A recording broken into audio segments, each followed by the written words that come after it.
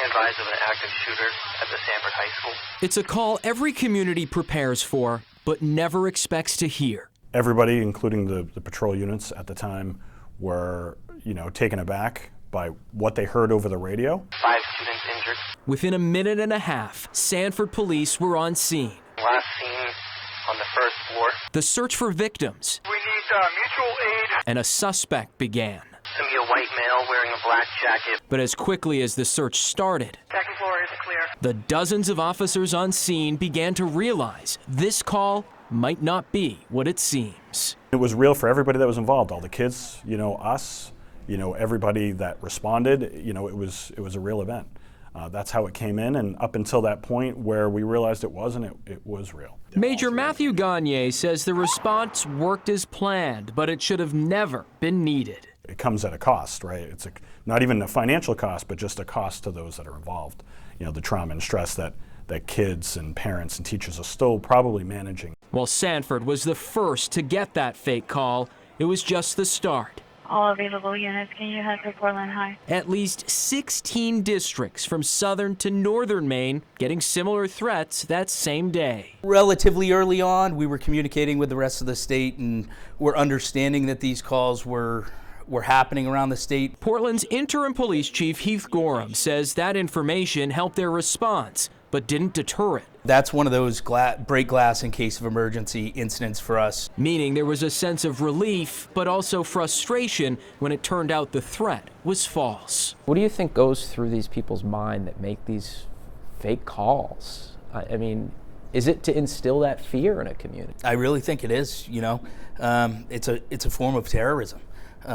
They're terrorizing our communities when they make these calls. While the I-Team found Maine doesn't track the number of false threats made to schools, they are on the rise across the country.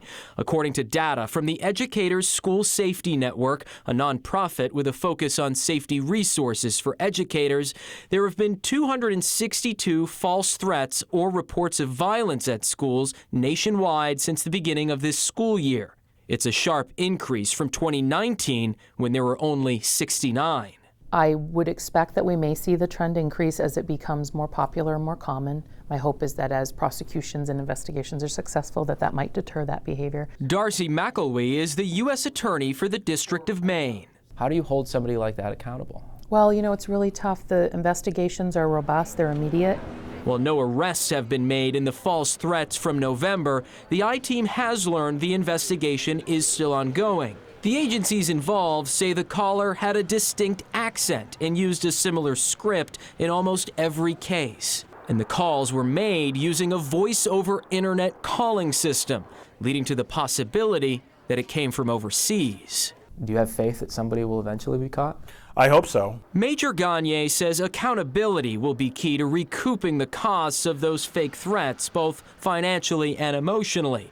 To show targeting students, parents, and law enforcement like they did that day comes with a consequence. I'm certain that we're going to put every effort into trying to track those people down. We had hoped to learn more for this story about the actual financial costs these false threats have, but the agencies involved in those 16 calls here weren't able to give the I-Team specific numbers, only saying it was significant. Now, the U.S. Attorney, though, tells us if someone is convicted of one of these crimes, they would seek some of that back through restitution. For the I-Team, I'm Dan Lamparello.